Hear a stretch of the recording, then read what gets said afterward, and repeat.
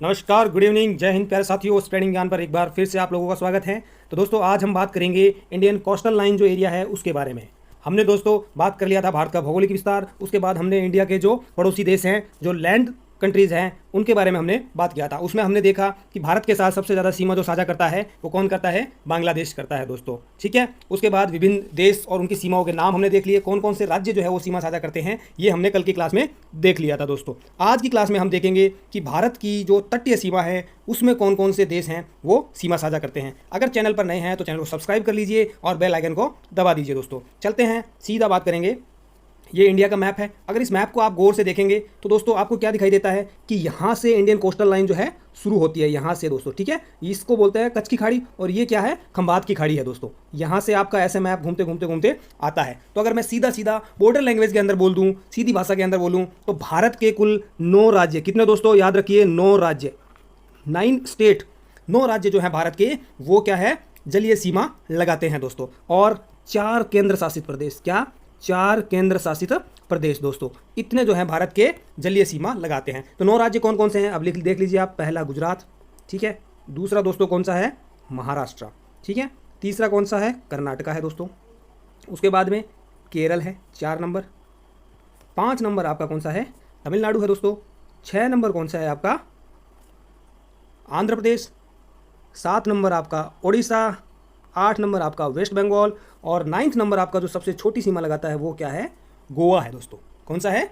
गोवा है। और इन सब में भी दोस्तों सबसे लंबी सीमा किसकी है? लंबी तटीय सीमा तो वो आपकी गुजरात की है। किसकी है? गुजरात की। याद रखिएगा, सबसे लंबी सीमा गुजरात की है और 9 राज्य हैं वो सीमा लगाते हैं दोस्तों, ठीक है। चलिए, अब बचे कि 4 केंद्र शासित प्रदेश कौन कौन से हैं, वो कौन सी सीमा लगाते हैं। तो देखिए, केंद्र शासित प्रदेश भी हम देख लेते हैं वो कौन कौन से हैं। तो केंद्र शासित प्रदेश अगर आप यहाँ देखें तो यहाँ पे 3 आपको दिखाई दे रहे हैं, दादर नगर हवेली, दमन एंड दीव। तो इसके अंदर दोस्तों दादर नगर हवेली जो है वो लगाता नहीं है, दमन एंड दीव जो है वो लगाते हैं। दमन एंड दीव जो है वो आपके लगाते हैं। तो एक ये हो गया आपका, ठीक है, ये याद रखिए, एक ये हो गया। दूसरा कौन सा है? दूसरा पौंडीचेरी है आपका केंद्र शासित प्रदेश। तीसरा कौन सा है? तीसरा अंडमान निकोबार है। और चौथा कौन सा है? लक्षद्वीप है। तो इसमें सबसे लंबी किसकी है? अंडमान निकोबार की। याद रखिएगा, अंडमान निकोबार जो है केंद्र शासित प्रदेशों में सबसे लंबी सीमा, तटीय सीमा जिसकी है वो किसकी है? अंडमान निकोबार की है। परंतु राज्यों के अंदर वो है गुजरात की है दोस्तों, याद रखिएगा। पौंडीचेरी आपको दिखाई दे रहा है। पौंडीचेरी एक ऐसी जगह है, पौंडीचेरी एक ऐसा केंद्र शासित प्रदेश है जो 4 अलग अलग जगह पर है। 4 अलग अलग जगह पर, एक यहाँ पर है, ठीक है, एक यहाँ पर है कराईकल्ली, ठीक है, एक यहाँ पर है यनम, ये भी पौंडीचेरी का हिस्सा है आंध्र प्रदेश में। एक तरह से 3 राज्यों के अंदर है। और एक केरल के अंदर है माहे, ये भी पौंडीचेरी का हिस्सा है। तो पौंडीचेरी जो है 3 जगह पे है, माहे के अंदर है, कराईकुल्ली पौंडीचेरी ये 2 तमिलनाडु के अंदर में है दोस्तों, और एक यनम जो है वो आंध्र प्रदेश के अंदर में है, अमरावती के पास में देख रहा हूँ आप, ठीक है। चलिए, तो ये जो है आपका कौन कौन से राज्य और कौन कौन से केंद्र शासित प्रदेश जो है वो सीमा लगाते हैं, ये हमने देख लिया। अब दोस्तों क्या होता है, कभी कभी क्या है कि आपसे क्वेश्चन पूछा जा सकता है कि कौन कौन सा तट तट जो है उसका नाम पूछा जा सकता है। तो आपको याद होना चाहिए कि ये कच्छ है, यहाँ पे कच्छ की खाड़ी है, ठीक है, यहाँ पे ये खंबात की खाड़ी है। यहाँ से जो ये तट आता है इसको बोलते हैं क्या? काठियावाड़। क्या बोलते हैं दोस्तों? काठियावाड़ तट, काठियावाड़, याद रखना है। इसके बाद ये यहाँ से देखिए आप, यहाँ से दादर नगर हवेली से जो शुरू होता है और ऑलमोस्ट यहाँ से शुरू होकर कर्नाटका एंड तक जो आता है, इसको क्या बोला जाता है? कोंकण तट। क्या बोलते हैं इसको? कोंकण तट इसको बोला जाता है। कौन सा? कोंकण तट इसको बोला जाता है दोस्तों। तो अगर आपसे पूछा जाए कि महाराष्ट्र, गोवा और कर्नाटका पे जो फैला हुआ है वो कौन सा तट है, तो कोंकण तट, याद रखिएगा। इसके बाद ये है यहाँ से केरल का जो तट है उसको क्या बोला जाता है? मालाबार कोस्ट, मालाबार तट बोला जाता है इसको, मालाबार तट, ठीक है। इसके बाद में आंध्र प्रदेश का आधा हिस्सा और तमिलनाडु का जो तट है उसको क्या बोला जाता है? कोरोमंडल तट। क्या बोला जाता है? कोरोमंडल तट। तो इतने सारे जो तट है दोस्तों आपको याद रखने हैं। इसी में से क्वेश्चन पूछा जाता है कि कोरोमंडल तट किस राज्य के तट पर है। तो तमिलनाडु और आधा आंध्र प्रदेश का हिस्सा जो है कोरोमंडल के अंडर में आता है, ठीक है। तो यहाँ तक कोई डाउट नहीं होना चाहिए। आगे चलते हैं, आगे बढ़ते हैं थोड़ा सा, और बात जो हमने अभी तक पढ़ा है उसी के बारे में हम बात करेंगे। तो भारत की जो तट रेखा है, कुल भारत की तट रेखा, अभी आपको मैं यहाँ एक चीज़ बता देता हूँ कि तट रेखा क्या होती है। आप अगर इस मैप को देखेंगे, इंडियन इस मैप को, तो इस मैप के अंदर क्या है दोस्तों, ये वाला जो हिस्सा है यहाँ से मिलती जाती है ऐसे, ये जो तट रेखा है इस तरह से जो भारत का नक्शा है, इस एरिया को आप अच्छे से देखो, ये जो है ये यहाँ से ऐसे आएगा, तो ये जो है ना, ये पानी इनलैंड वाटर बोलते हैं इसको, इसको क्या बोलेंगे, इनलैंड वाटर बोलेंगे, ठीक है। और ये भारत की तट रेखा ऐसे बनेगी दोस्तों, ठीक है। तो भारत की तट रेखा की कुल लंबाई कितनी है, 7516, 7516.6 किलोमीटर, या एक तरह से आप बोल सकते हो 7517 किलोमीटर है ऑलमोस्ट दोस्तों। यह भी दो हिस्सों के अंदर बटी हुई है, जो हमने पहले देख लिया है। जो आपकी मुख्य भूमि की तट रेखा है वो आपकी कितनी है, वो आपकी लगभग कितनी बैठती है दोस्तों, मुख्य भूमि की आपकी जो तट रेखा है लगभग आपकी 5422.6 है, ठीक है। और जो द्वीप समूह है उसकी कितनी है, 2094। तो याद रखिएगा, द्वीप समूह की 2094 है और मुख्य भूमि की कितनी है, 5422 है, और टोटल कितनी है, 7516.6। 9 तटीय राज्य ऑलरेडी डिस्कस कर लिए हैं और 4 केंद्र शासित प्रदेश ये भी हमने देख लिए हैं। तट रेखा, इस तरफ तट रेखा जो है आपकी दिखाई दे रही है, पश्चिम के अंदर अरब सागर और हिंद महासागर, और पूर्व के अंदर बंगाल की खाड़ी। आई थिंक सबको पता होगा, इंडियन मैप जिसने भी देखा है। सबसे लंबी तट रेखा गुजरात की है, और केंद्र शासित प्रदेशों में सबसे बड़ी तट रेखा किसकी है, अंडमान निकोबार की। ये डिटेल के अंदर मैं पीछे मैप में समझा चुका हूँ, ज़्यादा डीप में हम नहीं जाएंगे। अब दोस्तों बात होती क्या है कि जो भी सीमा होती है, सीमा निर्धारण जो भी होती है समुद्र के अंदर, जो भी सीमा निर्धारण होता है, ये मैप के अंदर मैं देखता हूँ तो जो सीमा निर्धारण होता है, सीमा निर्धारण क्या होता है कि अलग अलग हिस्सों में होता है। एक तो आपका जो तट रेखा होती है उससे 12 नॉटिकल माइल होता है। 12 नॉटिकल माइल जो होता है उसको बोलते हैं क्या, पारदेशिक या टेरिटोरियल सी। टेरिटोरियल सी का मतलब क्या होता है कि आपकी जो तट रेखा है उससे 12 नॉटिकल माइल जो है वहाँ पे कोई भी नहीं आ सकता। ये आपका एक तरह से टेरिटोरियल है, ये आपकी टेरिटरी है। जैसे आपकी मेनलैंड है, इंडिया के अंदर किसी को आना है विदेशी को तो वीज़ा लगेगा। सेम वे वो यहाँ तक 12 नॉटिकल माइल तक क्या है दोस्तों, उसका वीज़ा लगेगा। एक तरह से आप सीधा सीधा मानते हो वो उसका ही हिस्सा है। वहाँ पे कोई भी एक्टिविटी कुछ भी होगी वो इंडिया की परमिशन से ही होगी। तो उसको क्या बोलते हैं हम, टेरिटोरियल सी या टेरिटोरियल सीमा, ठीक है। उसके बाद क्या है, अविच्छन मंडल या कंटिन्यूस जोन किसको बोलते हैं, यहीं से आप मान के चलो, ये यहाँ से 24 नॉटिकल माइल, तो 12 यहाँ तक थी और 12 और आगे मान लो, तो 24 नॉटिकल माइल तक की जो दूरी होती है उसको क्या बोलते हैं, उसको बोलते हैं आपका कंटिन्यूस जोन। कंटिन्यूस जोन में क्या होता है दोस्तों, यहाँ पे क्या रहेगा आपका, इस एरिया के अंदर जो भी पर्टिकुलर लैंड है उसी के जो पर्यावरण संबंधी कानून है वो लागू रहेंगे। उसके बाद क्या है, अनन्य आर्थिक क्षेत्र, तो ये आपका इस एरिया से लेके 200 नॉटिकल माइल तक होता है दोस्तों, ठीक है। यहाँ पे क्या है, यहाँ पे कोई भी अगर प्राकृतिक संसाधन मिलता है तो उस पे इस देश का ही क्या रहेगा, अधिकार रहेगा, ठीक है। तो अब हम इनको डिटेल में समझ लेते हैं। इस मैप के थ्रू आप अच्छे से समझ सकते हो, ठीक है। और ये कब से जो है, ऐसा नहीं है कि हमने अपने हिसाब से बना रखा है, ये नहीं है, ये संसार के जितने भी कंट्रीज़ हैं सब पे लागू होता है, ठीक है। क्या है, United Nation convention on the law of the sea, UN clause जो है ये लागू होता है दोस्तों, ठीक है। और ये इंटरनेशनल एक तरह से ट्रीटी है, ये अंतर्राष्ट्रीय समझौता है जो महासागरों पर लागू होता है। 1982 में कानून बना था, 1994 में प्रभाव में आया था।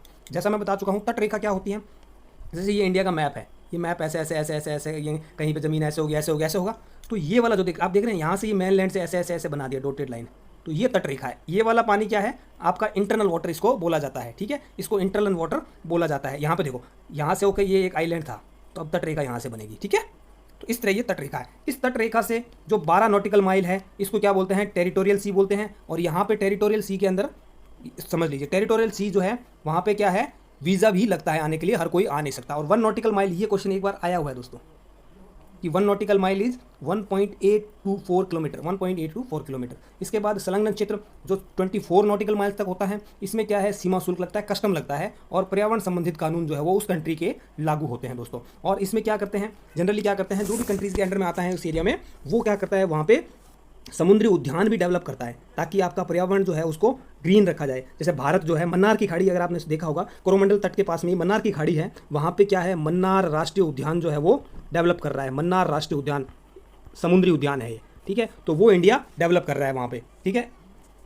इसके बाद में EEZ अनन्य आर्थिक क्षेत्र 200 नॉटिकल माइल्स तक होता है, ठीक है। संसाधनों पर संपूर्ण अधिकार होता है। और दोस्तों क्या है, यहाँ पे कोई भी अनुसंधान जो भी होते हैं, जैसे इंडिया जो है जनरली मिसाइल टेस्टिंग वगैरह करता है, ठीक है, तो वो क्या है, इसी एरिया के अंदर आप कर सकते हो, ठीक है। क्लियर हो गया, 3 तरह की जो सीमा है, जलीय सीमा, वो आपको क्लियर हो जानी चाहिए, यहाँ पे कोई डाउट नहीं होना चाहिए। अब चलते हैं भारत के जो प्रमुख पड़ोसी देश हैं, जो समुद्र में पड़ोसी देश हैं, उनके बारे में बात करते हैं दोस्तों, ठीक है। श्रीलंका, आपने सबने सुना होगा, रावण वाला श्रीलंका, ठीक है, सबसे निकटतम पड़ोसी देश है समुद्र भारत का। और इसके अन्य नाम क्या है, ताम्रपर्णी, सिलोन, रत्नों का द्वीप, पूरी समुद्रों की स्वामिनी और भारत की चाय की बूंद, इसके अन्य नाम भी हैं। भारत को ये क्या है दोस्तों, पाक जल संधि है ये, पाकिस्तान वाली पाक नहीं है, ये PALK है, इंग्लिश वाला पाक। पाक वाटर स्टेट जो है वो भारत को श्रीलंका से अलग करती है, ठीक है, भारत को श्रीलंका से अलग करती है, और बंगाल की खाड़ी को पाकिस्तान पाक की खाड़ी जो है उससे जोड़ती है, या मन्नार की खाड़ी भी बोल सकते हैं इसको, ठीक है। तो दोस्तों क्या होता क्या, देखो ये मन्नार की खाड़ी है, ठीक है, ये जो है बे ऑफ बंगाल है इधर, तो इसके बीच में जो ये वाली है इसको बोलते हैं क्या, पाक वाटर स्टेट, पाक जल संधि, ठीक है। तो ये इन दोनों को जोड़ रही है, ये आपका श्रीलंका है, ठीक है। यहीं पे दोस्तों अगर आपने रिसेंटली न्यूज़ के अंदर सुना था, तो यहीं पे क्या है, एक आइलैंड है, ठीक है, आइलैंड है, क्या नाम है उस आइलैंड का, उस आइलैंड का नाम है कच्चातीबू। क्या है, कच्चातीबू। कच्चातीबू आइलैंड जो है भारत और श्रीलंका के बीच में विवाद का जो एक तरह से आइलैंड है। कच्चातीबू आइलैंड भारत और श्रीलंका के बीच में विवाद का आइलैंड है। अगर आपसे क्वेश्चन पूछा जाता है कि कच्चातीबू कौन कौन से दो देशों के बीच में विवादित क्षेत्र हैं, तो भारत और श्रीलंका के बीच में एक्चुअली क्या होता है ना, जब तक ब्रिटिश गवर्नमेंट थी तब तक दोनों कंट्रीज इसका यूज़ करते थे, परंतु जब ब्रिटिश भारत आज़ाद हो गया और 1974 के अंदर एक तरह से कहा जाता है कि 1974 में इंदिरा गांधी सरकार ने इस आइलैंड को एक तरह से श्रीलंका को गिफ्ट दे दिया था, ठीक है।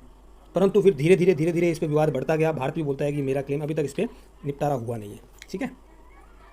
चलिए, दूसरा भारत का जो सबसे निकटतम पड़ोसी है तो वो कौन सा है, आपका इंडोनेशिया। ये अगर आप मैप को ध्यान से देखेंगे तो ये आपका कौन सा है, अंडमान निकोबार द्वीप समूह है, ठीक है। और सबसे लास्ट में कौन सा है यहाँ पे, इंदिरा पॉइंट है यहाँ पे। और ये दोस्तों ग्रेट जो है, ग्रेट चैनल या महान चैनल जो है, ग्रेट चैनल जो है वो इंडोनेशिया के सुमात्रा आइलैंड, ये सुमात्रा है, उसको किससे, ग्रेट निकोबार से अलग करता है, ठीक है। तो आपसे पूछा जाए कि ग्रेट निकोबार को सुमात्रा से अलग कौन सा चैनल करता है, तो महान चैनल द्वारा सीमा निर्धारित करती है, ठीक है। सिंपल है, ज़्यादा इसमें डीप में कुछ जानने की जरूरत नहीं है। अगला है भारत और म्यांमार।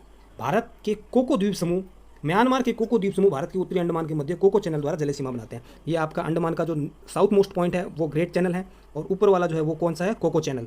कोको चैनल जो है यहीं पे एक कोको आइलैंड है, ठीक है। तो कोको आइलैंड भी कभी भारत का हुआ करता था, परंतु अभी मतलब न्यूज़ में काफ़ी चल रहा है कि कोको आइलैंड पे चाइना अपना बेस बना रहा है, ठीक है। तो ये कभी भारत का ही हिस्सा हुआ करता था। आगे बात करते हैं भारत और मालदीव। ये मालदीव है, मालदीव एक छोटा सा देश है, ठीक है, भारत का अच्छा पड़ोसी, मतलब एक तरह से अच्छा मित्र देश है ये। तो ये दोस्तों क्या है, भारत का जो है 8 डिग्री चैनल है, ये 8 डिग्री चैनल जो है ये भारत को मालदीव से अलग करता है। तो ये क्वेश्चन कभी आपसे पूछा जा सकता है कि भारत को मालदीव से अलग कौन सा चैनल करता है, तो 8 डिग्री चैनल करता है। ये 8 डिग्री कोई अलग से चैनल नहीं बना रखी, कुछ चैन नहीं बना रखा है, ये एक तरह से क्या है, जो हमने अक्षांशों की बात की थी, तो इन दोनों के बीच में जो है 8 डिग्री अक्षांश आता है, उत्तरी अक्षांश जो है ना 8 डिग्री, तो इसको 8 डिग्री चैनल बोल दिया जाता है दोस्तों, ठीक है। और इसमें भी अगर मैं बात करूँ तो लक्षद्वीप का कौन सा आइलैंड है, मिनिकॉय। मिनिकॉय जो है वो मालदीव से 8 डिग्री चैनल से अलग हो रहा है। अब हमने पीछे देखा था कि जल संधि आती है, जल संधि नाम पढ़ा था हमने, पाक वाटर स्टेट जो है वो इंडिया को अलग करती है श्रीलंका से। तो जल संधि होती क्या है दोस्तों, जल संधि क्या होती है, देखो ये देख रहे हो आप, ये एक मेनलैंड है और ये मेनलैंड है, इन दोनों के बीच में वाटर है, तो ये दोनों मेनलैंड को अलग कर रही है, इसको जल संधि बोलते हैं, ठीक है। और स्थल संधि किसको बोलते हैं, स्थल संधि देखो ये पानी वाला हिस्सा है ज़्यादा, ये भी पानी वाला हिस्सा है, इनके बीच में एक छोटा सा भूमि का टुकड़ा है जो दो लैंड को कनेक्ट कर रहा है और पानी को अलग कर रहा है, तो इसको क्या बोलते हैं, स्थल संधि है। ये देखो पनामा है, पनामा नहर जो इसी ऐसे ही बनी हुई है, काट के बना रखी है, ठीक है। तो ये क्या हो गई आपकी स्थल संधि, क्लियर, इसमें ज़्यादा डिटेल में जाने वाली कुछ बात है नहीं। खाड़ी, खाड़ी दोस्तों आपने अगर, वैसे तो खाड़ी हिंदी में तो एक ही नाम है, परंतु आपने ध्यान से कभी नोटिस किया हो तो जब मैं बात करता हूँ बंगाल की खाड़ी की, तो इंग्लिश के अंदर जब मैं बोलता हूँ तो बे ऑफ बंगाल बोलता हूँ, ठीक है। परंतु वहीं मैं जब पारस की खाड़ी की बात करता हूँ, ठीक है, या मैक्सिको की खाड़ी की बात करता हूँ, तो उनको मैं क्या बोलता हूँ, gulf of Persia, gulf of Mexico, ठीक है, तो उनको गल्फ बोलता हूँ। ऐसा क्यों, तो दोस्तों यहाँ पे क्लियरली मैंने यही समझाने का प्रयास किया है, जो आपकी खाड़ी या जो बे मतलब खाड़ी जो है वो बड़ी है, जिसका मुहाना जो है वो काफ़ी बड़ा है, तो वो क्या है, उसको बे बोला जाता है, ठीक है। और जो छोटी है, जैसे देखो ये पर्सिया की खाड़ी है, पारस की खाड़ी एकदम छोटी सी खुल रही है मुहाना, तो उसको क्या बोलते हैं, हम गल्फ बोलते हैं हिंदी इंग्लिश के अंदर। बाकी हिंदी में दोनों ही खाड़ी है, पारस की खाड़ी और बंगाल की खाड़ी, तो हिंदी वाले टेंशन ही ना लो भाई। चलो अब देखते हैं हम बंगाल की खाड़ी के अंदर, ठीक है। बंगाल की खाड़ी दोस्तों पहले हम देख ही लेते हैं यहाँ पे फोटो। बंगाल की खाड़ी के अंदर क्या है आपका, ये आइलैंड है, अंडमान निकोबार द्वीप समूह जो हो वही आपका स्थित है। अंडमान निकोबार द्वीप समूह जो है वो बंगाल की खाड़ी के अंदर स्थित है। ऊपर वाला जो है दोस्तों क्या है, इसको बोलते हैं अंडमान, और नीचे वाले को क्या बोलते हैं, निकोबार, अंडमान और निकोबार, ये दोनों कौन से 10 डिग्री चैनल, अंडमान और निकोबार। अंडमान का सबसे लोवेस्ट पॉइंट जो है लिटिल अंडमान है, और कार निकोबार जो है उसका अंडमान निकोबार का सबसे ऊपर वाला जो पॉइंट है कार निकोबार है। तो लिटिल अंडमान और कार निकोबार दोनों 10 डिग्री चैनल से अलग होते हैं। किससे? 10 डिग्री चैनल से अलग होते हैं दोस्तों। ये एक फैक्ट याद रखिएगा, 10 डिग्री चैनल से दोस्तों, ठीक है। उसके बाद में यहीं पर भी क्या है, एक बैरन आइलैंड है, वो क्या है, एक तरह से ज्वालामुखी द्वीप है, ज्वालामुखी द्वीप है दोस्तों, ठीक है। इसी सब चीज़ों को मैंने यहाँ पे क्लियरली लिख दिया है। 572 है, जिसमें से 36 पर मानव रहते हैं। मानव 36 पर, मानव क्या है, वो एक तरह से आदिवासी टाइप के हैं, ठीक है। जनरली वो पूरी दुनिया से कट के ही रहते हैं। 10 डिग्री चैनल अंडमान और निकोबार को अलग करते हैं, बता चुका हूँ। अराकोनायोमा का ही विकसित रूप है। अराकोनायोमा ऑलरेडी मैं बता चुका हूँ, म्यांमार और इंडिया के बीच में जो बॉर्डर है वो अराकोनायोमा से ही निर्धारित किया हुआ है। तो उसी का जो विकसित रूप है ना, एक्सटेंडेड रूप जो है, वही अंडमान निकोबार द्वीप समूह है, ठीक है। सैडल पीक सर्वोच्च शिखर है इसका, ये भी याद रखिए। मध्य अंडमान सबसे बड़ा द्वीप है। डेक्कन पास अंडमान और लघु अंडमान के मध्य स्थित हैं। और बेरन सक्रिय ज्वालामुखी है जो लघु अंडमान का द्वीप है। और नारकोंडम सुसुप्त ज्वालामुखी हैं जो भी लघु अंडमान पर है। इतना आपको इसमें से डिटेल याद रखना है, स्क्रीनशॉट ले लीजिए। लाइन टू लाइन है, ज़्यादा डिटेल के अंदर देखो, यहाँ पे आप देख लो, ठीक है। ये बैरन आइसलैंड है, सक्रिय ज्वालामुखी है, ठीक है। लिटिल अंडमान, ठीक है। ये डक्कन पास है, डक्कन पास जो है ये आपको दिख रहा है ना। चलिए आगे बात करते हैं लक्षद्वीप और मिनिकॉय। इसमें कितने 36 द्वीप है, जिसमें 11 पर मानव रहते हैं। और 8 डिग्री द्वारा मालद्वीप और मिनिकॉय जो अलग होते हैं, ठीक है। और 9 डिग्री द्वारा लक्षद्वीप तथा मिनिकॉय अलग होते हैं, ठीक है। ये भी बात हम पहले कर चुके हैं। ये देखो यहाँ से ये जो पूरे आइलैंड, वैसे आइलैंड ये लक्षद्वीप का ही हिस्सा है, परंतु ये सारे एकदम पास पास में है। और इनके बीच में कौन सा है, 9 डिग्री चैनल है जो मिनिकॉय को और लक्षद्वीप को अलग कर रहे हैं। और इसी के नीचे 8 डिग्री चैनल जो है,